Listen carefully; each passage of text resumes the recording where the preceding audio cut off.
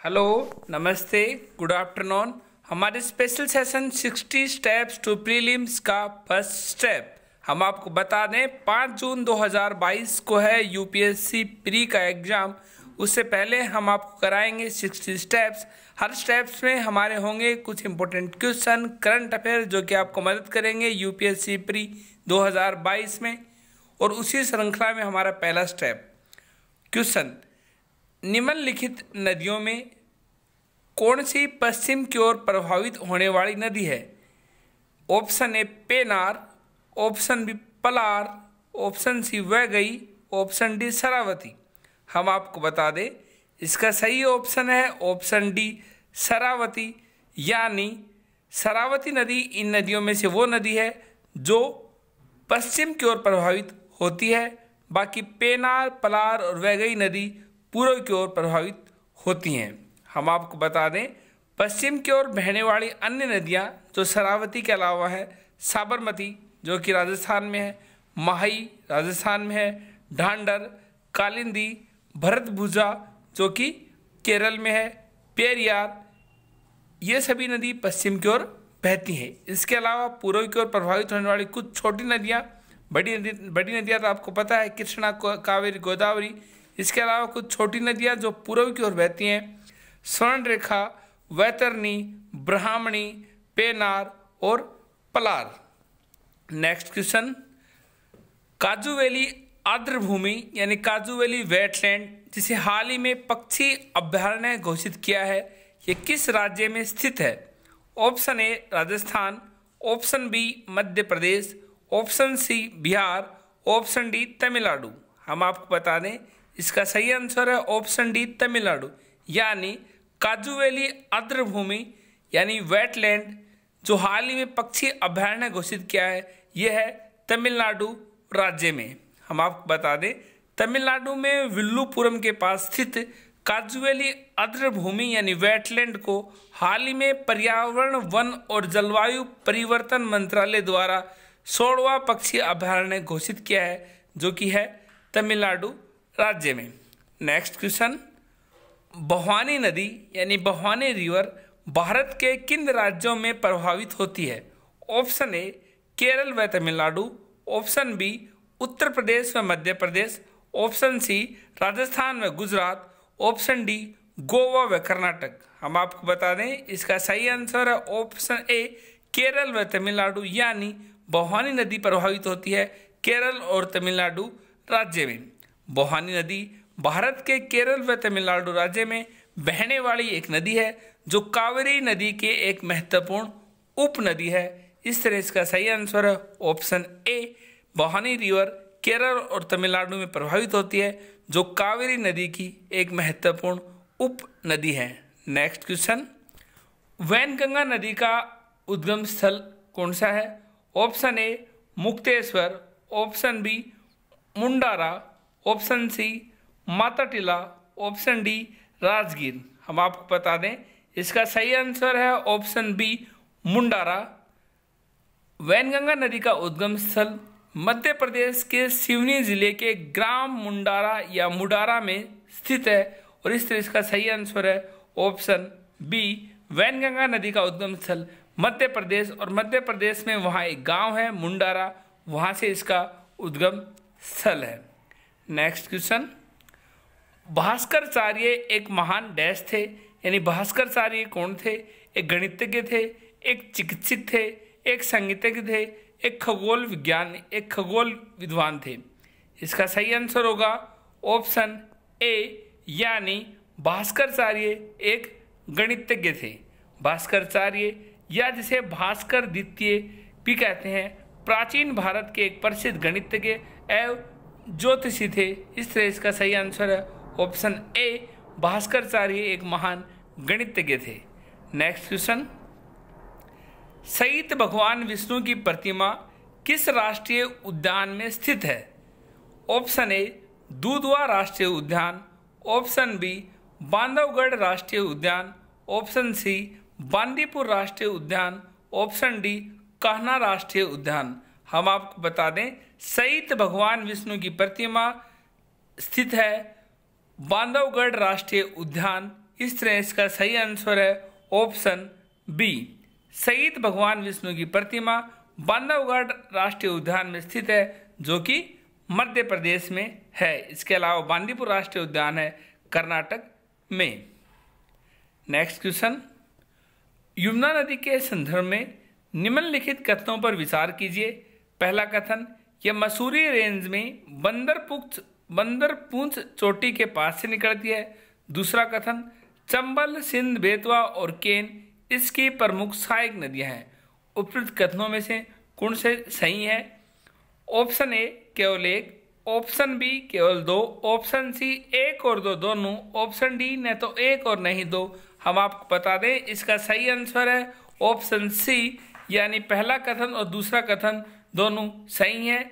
यमुना नदी मैसूरी रेंज में बंदरपुख चोटी के पास से निकलती है और चंबल, सिंध, बेतवा और केन इसकी प्रमुख सहायक नदियां हैं। इस तरह इसका सही आंसर है ऑप्शन सी। हम आपको बता दें यमुना नदी गंगा की प्रमुख सहायक नदी है, जो उत्तराखंड में उत्तरकाशी जिले में समुद्र तल से लगभग 6,387 मीटर की ऊंचाई पर निम्न हिमालय की मसूरी रेंज से बंदरपुख चोटी के पास यमुनोत्री ग्लेशियर से निकलती है। इस तरह कथन एक सही है। इसके अलावा ये उत्तराखंड, हिमाचल प्रदेश, हरियाणा और दिल्ली होकर बहने के बाद प्रयागराज उत्तर प्रदेश में संगम, जहां कुंभ का मेला आयोजित किया जाता है, गंगा नदी में यमुना नदी मिल जाती है। इसके अलावा इसकी कुछ महत्वपूर्ण सहायक नदियां चंबल, सिंध, बेतवा और केन है। इस तरह इसके दोनों कथन सही हैं। नेक्स्ट क्वेश्चन, निपाह वायरस के संदर्भ में निम्नलिखित कथनों पर विचार कीजिए। निपाह वायरस ये एक जूनोटिक वायरस है। निपाह वायरस एक आरएनए वायरस है। वर्ष 1990 में केरल में इस वायरस का पहला मामला सामने आया था। नीचे दिए कूट का प्रयोग कर सही उत्तर चुनिए। ऑप्शन ए केवल एक और दो, ऑप्शन बी केवल दो और तीन, ऑप्शन सी केवल एक और तीन, ऑप्शन डी एक, दो और तीन। हम आपको बता दें इसका सही आंसर है ऑप्शन ए, यानी कथन एक और दो सही है। ये एक जूनोटिक वायरस है। जूनोटिक वायरस वो वायरस होता है जो पशुओं से इंसान में फैलता है। निपाह वायरस एक आरएनए वायरस है। इसके अलावा तीसरा कथन गलत है। वर्ष 1990 में केरल में इस वायरस का पहला मामला सामने नहीं आया था। हम आपको बता दें विस्तार से, निपाह वायरस एक जूनोटिक वायरस है। जूनोटिक वायरस वो वायरस होता है जो जानवर से इंसानों में संचारित होता है, यानी जानवर से इंसानों में फैलता है। इस तरह कथन पहला सही है। निपाह वायरस एन्सेफेलाइटिस के लिए उत्तरदायी जीव पैरामाइक्सोविरिडस श्रेणी था। हेनी पाव वायरस जीनस वंश का एक आरएनए यानी राइबोन्यूक्लिक एसिड वायरस है तथा हेंड्रा वायरस से निकटता से संबंधित है। इस तरह इसका दूसरा कथन भी सही है। इसके अलावा ये पहली बार 1998-99 में मलेशिया तथा सिंगापुर में देखा गया था, ना कि केरल में। इस तरह तीसरा कथन सही है। ये पहली बार घरेलू सूअर में देखा गया और कुत्तों, बिल्लियां, बकरियां, घोड़ों तथा भेड़ों में सहित घरेलू जानवर की कई प्रजातियों में ये पाया गया। इस तरह इसका सही आंसर है ऑप्शन ए, केवल एक और दो, यानी ये एक जूनोटिक वायरस है। जूनोटिक वायरस वो वायरस होता है जो पशुओं से इंसान में संचारित होता है। इसके अलावा निपाह वायरस एक आरएनए वायरस है। इसके अलावा वर्ष 1990 में ये केरल में नहीं बल्कि मलेशिया और सिंगापुर में पहली बार सामने आया था, वो भी 1990 में नहीं, 1998 और 99 में। नेक्स्ट क्वेश्चन, निम्नलिखित में से किस स्थानों पर 14वीं सदी में फिरोज शाह तुगलक को अशोक के दो स्तंभ लेख मिले थे? ऑप्शन ए टोपरा और सिकंदरा, ऑप्शन बी सिकंदरा और पंचकुला, ऑप्शन सी मेरठ और पंचकुला, ऑप्शन डी टोपरा और मेरठ। इसका सही आंसर है ऑप्शन डी, टोपरा और मेरठ में तुगलक वंश के शासक फिरोज शाह तुगलक को अशोक के दो स्तंभ लेख मिले थे। हम आपको बता दें 14वीं सदी में जब दिल्ली पे सल्तनत काल था और सल्तनत काल में फिरोज शाह तुगलक, मोहम्मद बिन तुगलक के अगले वंशज फिरोज शाह तुगलक को मेरठ जो कि उत्तर प्रदेश में, टोपरा जो कि हरियाणा के यमुनानगर में है, अशोक के दो स्तंभ लेख मिले थे। फिरोज शाह तुगलक ने उन्हें दिल्ली मंगवाया, लेकिन उनको पढ़ने व समझने में असफल रहा। इन अभिलेखों को सर्वप्रथम 1837 में जेम्स प्रिंसेप ने सफलतापूर्वक पढ़ा। इस तरह इसका सही आंसर है ऑप्शन डी, यानी फिरोज शाह तुगलक को टोपरा और मेरठ में 2 अशोक स्तंभ मिले थे। इसके अलावा हम आपको बता दें अन्य वनडे एग्जाम में एग्जामिनर आपसे पूछ सकता है कि सबसे पहले अशोक स्तंभ को सफलतापूर्वक किसने पढ़ा था। आपका आंसर होगा जेम्स प्रिंसेप ने। कब पढ़ा था? 1837 में। नेक्स्ट क्वेश्चन, 3 जून 1947 को माउंट बेटन योजना के संबंध में निम्नलिखित कथनों में से कौन सा कथन सही नहीं है? यानी इन कथनों में से वो कथन हमें मालूम करना है जो सही नहीं है। पहला कथन, ये योजना कैबिनेट मिशन योजना और 20 फरवरी 1947 के एटली घोषणा पत्र के ऊपर आधार बनाए एटली घोषणा पत्र के आधार पर बनाई गई थी। क्लीमेंट एटली उस वक्त इटली के प्रधानमंत्री थे। अगला, सीलट और उत्तर पश्चिमी सीमांत प्रांत के भाग्य का फैसला जनमत संग्रह के जरिए किया जाना तय हुआ। देशी रियासतों और बंगाल की स्वतंत्रता से इनकार कर दिया गया था। माउंट बेटन योजना में हैदराबाद रियासत को पाकिस्तान में विलय किए जाने से भी इनकार कर दिया गया था 3 जून 1947 को माउंट बेटन योजना में। इन चारों कथनों में से कौन सा कथन गलत है? हम आपको बता दें इनमें से कथन ए यानी ऑप्शन ए यानी कथन पहला सही नहीं है। ये योजना कैबिनेट मिशन योजना और 20 फरवरी 1947 के एटली घोषणा पत्र के आधार पर नहीं बनाई गई थी। इसके अलावा बी कथन सही है। सिलट और उत्तरी पश्चिमी सीमांत भारत प्रांत के भाग्य का फैसला जनमत संग्रह के जरिए किया जाना तय किया गया था। इसके अलावा देशी रियासतें बंगाल की स्वतंत्रता से भी इनकार कर दिया गया था और हैदराबाद रियासत का पाकिस्तान में विलय किए जाने से भी इनकार कर दिया गया था माउंट बेटन योजना में। हम आपको बता दें कुछ विस्तार से। द्वितीय विश्व युद्ध के बाद लॉर्ड एटली इंग्लैंड के प्रधानमंत्री बने। 15 मार्च 1946 को एटली ने एक ऐतिहासिक घोषणा की जिसमें भारत को आत्मनिर्णय का अधिकार और संविधान के गठन का अधिकार दिया गया। नतीजतन ब्रिटिश कैबिनेट ने 3 सदस्य, जिसे कैबिनेट मिशन कहते हैं, उसमें 3 सदस्य थे, Pethick Lawrence, sir Stafford Cripps और एवी अलेक्जेंडर को भारत भेजा गया था, जो कि 1946 में भारत आया था, जिसे कैबिनेट मिशन कहते हैं। इस दल को ही कैबिनेट मिशन कहा गया है। कैबिनेट मिशन योजना को कांग्रेस तथा मुस्लिम लीग दोनों ने ही अस्वीकार कर दिया था। ब्रिटेन के प्रधानमंत्री क्लीमेंट एटली द्वारा 20 फरवरी 1947 को हाउस ऑफ कॉमन्स यानी इंग्लैंड में घोषणा की गई कि अंग्रेज जिम्मेदार हाथों में सत्ता का हस्तांतरण के बाद भारत छोड़ देंगे और ऐसा जून 1948 के पहले ही कर लिया जाएगा। एटली ने तब तक भारतीयों से अपने मुद्दों का समाधान कर लेने की बात कही थी। लॉर्ड वेवल के स्थान पर भारत में व्यावसायिक रूप में लॉर्ड माउंट बेटन की नियुक्ति की घोषणा की थी। यानी जिस वक्त ये कहा उस वक्त लॉर्ड वेवल थे 20 फरवरी 1947 को, और उसके बाद नए वायसराय भारत आए लॉर्ड माउंट बेटन, और जिन्होंने कैबिनेट मिशन की योजना की अस्वीकृति के परिणाम स्वरूप उत्पन्न हुए राजनीतिक और सांप्रदायिक गतिरोध को दूर करने के लिए 3 जून 1947 को माउंट बेटन योजना के अंतर्गत भारत के विभाजन तथा भारत और पाकिस्तान के रूप में जन्मे 2 डोमिनियनों को सत्ता त्वरित हस्तांतरण के लिए विस्तृत उपाय किए गए थे। यानी कैबिनेट मिशन फेल हो गया था। उसके बाद आया था माउंट बेटन योजना। हम आपको बता दें इस योजना की कुछ प्रमुख विशेषताएं। उत्तर पश्चिमी सीमांत प्रांत तथा असम के सिलहट जिले में जनमत संग्रह द्वारा ये पता लगाना कि वह भारत के किस भाग के साथ रहना चाहते हैं, यानी वह भारत में रहना चाहते हैं या पाकिस्तान में रहना चाहते हैं। इसके अलावा भारत शासन अधिनियम 1935 के अंतर्गत बने बंगाल प्रांत को स्वतंत्रता देने से मना कर दिया गया। 2 नए प्रांत पूर्वी बंगाल और पश्चिम बंगाल के गठन की बात की गई थी माउंट बेटन योजना में। इसके अलावा भारत शासन अधिनियम 1835 द्वारा बड़े पंजाब प्रांत को समाप्त कर 2 नए प्रांत पूर्वी पंजाब और पश्चिमी प्रांत के गठन की बात की गई, जिसमें पश्चिमी पंजाब पाकिस्तान में चला गया था। बलूचिस्तान को भी अधिकार दिया गया है कि वो भारत के संघ में शामिल होने या न होने पर निर्णय ले सके, और हैदराबाद के पाकिस्तान में शामिल होने की मांग को भी अस्वीकार कर दिया गया था। ये कुछ प्रमुख विशेषताएं थी माउंट बेटन योजना की, और इस तरह इसका गलत ऑप्शन है ऑप्शन ए, यानी कैबिनेट मिशन योजना और 20 फरवरी 1947 के एटली घोषणा पत्र के आधार पर नहीं तैयार की गई थी माउंट बेटन योजना। Next person, Indian Republic army की स्थापना की थी ऑप्शन ए सूर्य सेन ने, ऑप्शन बी सुभाष चंद्र बोस ने, ऑप्शन सी मोहन सिंह ने, ऑप्शन डी चंद्रशेखर आजाद ने। हम आपको बता दें इंडियन रिपब्लिकन आर्मी की स्थापना सूर्य सेन ने की थी। इंडियन रिपब्लिकन आर्मी के संस्थापक सूर्य सेन थे।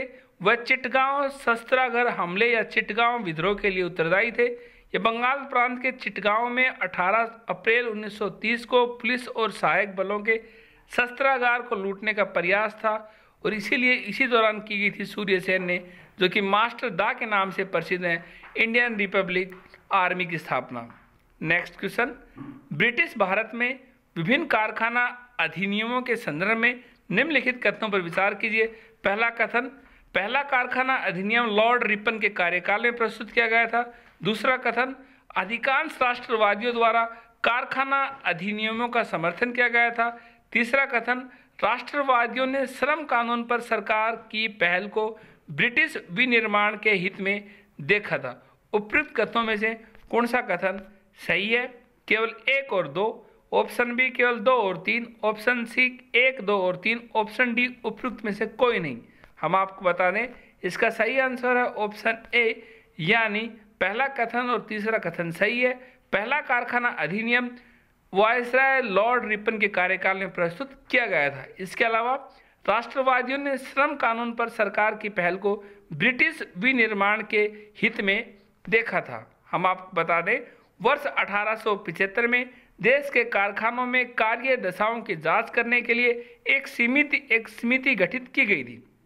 इस समिति ने कुछ कानूनी प्रतिबंधों के रूप में कारखानों के लगे नियमों की सिफारिश की थी और लॉर्ड रिपन के कार्यकाल के दौरान 1881 में पहला कारखाना अधिनियम अपनाया गया था। इस अधिनियम के तहत 1885 में एक फैक्ट्री आयोग नियुक्त किया गया था और 1881 में एक अन्य कारखाना अधिनियम लाया गया था। यानी पहला कारखाना अधिनियम आया वायसराय लॉर्ड रिपन के कार्यकाल में और दूसरा कारखाना अधिनियम आया 1891 में। 1892 में श्रम पर शाही आयोग नियुक्त किया गया था और इन अधिनियमों के परिणाम स्वरूप ही कारखानों में कार्य के घंटों को सीमित किया गया था। हम आपको बता दें राष्ट्रवादियों ने देखा कि श्रम कानून पर सरकार की पहल ब्रिटिश विनिर्माण हितों का पोषण करने वाली है, क्योंकि उन्हें बढ़ती भारतीय प्रतियोगिता और सिकुड़ते भारतीय बाजार का सामना करना पड़ रहा था। ऐसे में अंग्रेजों ने भारत में ऐसे कानून का समर्थन किया जिससे कई भारतीय उद्योगों की प्रतिस्पर्धा बढ़त को कम किया जा सकता था, जैसे काम के घंटों को कमी करना।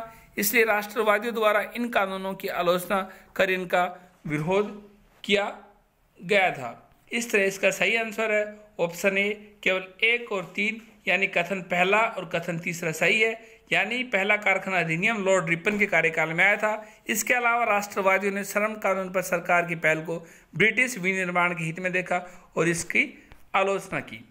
नेक्स्ट क्वेश्चन, होम रूल आंदोलन के संदर्भ में निम्नलिखित कथनों पर विचार कीजिए।